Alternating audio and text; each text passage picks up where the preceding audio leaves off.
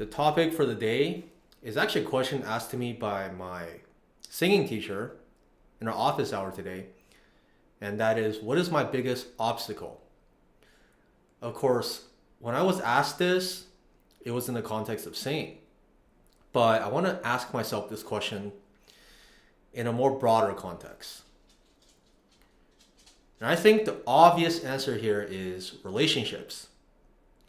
So over the past 2 years, I've really developed myself and advanced myself a lot. I've quit my job, tried to start a business, failed, was at my lowest, found a really good job that, for all intents and purposes, fulfilled literally every box. I'm so grateful.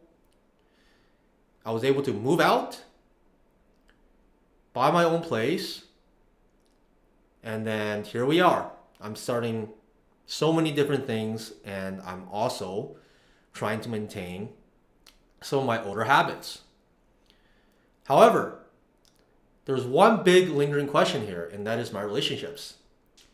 I've definitely been having some turmoil in that regard. I think my relationship previously has been very stable, but not at the best place. Simply just due to me getting comfortable and not really growing in any of these relationships. Just completely being comfortable in a mediocre state. It was not amazing, but it was good enough. So, what is there to do? Now that I'm living by myself, having the space to really think about all these things, and also have my life in a place where all the materialistic stuff is kind of sorting itself out, it is really time to dig deep and think about my relationships. And it's been a big barrier. Obviously, I'm still trying to figure out if I really want to pursue finding like a girlfriend or a partner. Part of me is like, well, that's what society tells you to do. And another part of me is like, you know what? I'm pretty comfortable myself. And there's no reason to add that stress and perhaps end up in a worse spot than I am in. So that's number one. Number two, with my friends, I'm basically cutting off a lot of my old friends. And it was just noticing that the dynamic that we had over 15 years was just not really working out. For me personally, I don't want to be the type of person that I was and continue participating in that toxic dynamic. Okay, so that's my friends. And then the next is my family. So of course, my dad is out of the picture. He's not even there. And then there's my mom and my sister. My sister is going to university. She is in campus. And I think this is actually really good because she's able to escape home. Something that I didn't do for a very long time. Telling myself, oh, I need to save money. It's all about saving money. And I just kind of sacrificed my relationship, my growth to save money. Do I regret it? A little bit for sure. But because I did that, I'm very financially secure. So it's a give and take for sure. So my sister's now in university. That's great. We text each other sometimes.